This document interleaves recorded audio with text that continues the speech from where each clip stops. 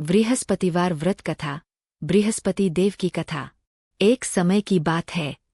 एक नगर में एक बहुत धनी साहूकार रहता था। उसके घर में धन दौलत की कोई कमी नहीं थी, पर उसकी पत्नी बहुत घमंडी और नास्तिक स्वभाव की थी।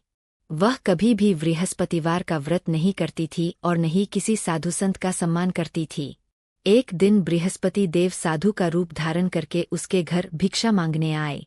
उस समय साहूकार की पत्नी घर का आंगन लीप रही थी।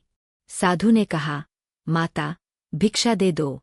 साहूकार की पत्नी बोली, मेरे पास समय नहीं है, जाओ यहाँ से। साधु ने फिर कहा, माता, यदि तुम बृहस्पतिवार का व्रत करोगी तो तुम्हारे घर में सुख समृद्धि बनी रहेगी। यह सुनकर वह स्त्री क्रोधित हो गई और बोली, ऐसा कोई उपाय बताओ जिससे मेरा सारा धन समाप्त हो जाए, ताकि मुझे काम से छुट्टी मिल जाए।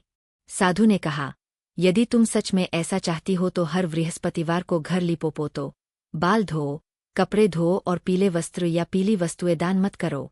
उस स्त्री ने वैसा ही करना शुरू कर दिया। धीरे धीरे उसके घर का सारा धन समाप्त हो गया। घर में खाने के लिए भी कुछ नहीं बचा। तब उसे अपनी गलती का एहसास हुआ। एक दिन फिर वही साधु उसके घर आए।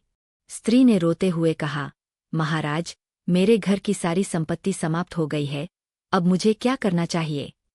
साधु ने कहा, यदि तुम फिर से सुख समृद्धि चाहती हो तो बृहस्पतिवार का व्रत करो, पीले वस्त्र पहनो, पीली वस्तुओं का दान करो, केले के वृक्ष की पूजा करो और बृहस्पति देव की कथा सुनो। उस स्त्री ने श्रद्धा से व्रत करना शुरू किया। कुछ ही समय में उसके घर में फिर से धन धान्य और सुख समृद्धि आ गई। कथा का संदेश।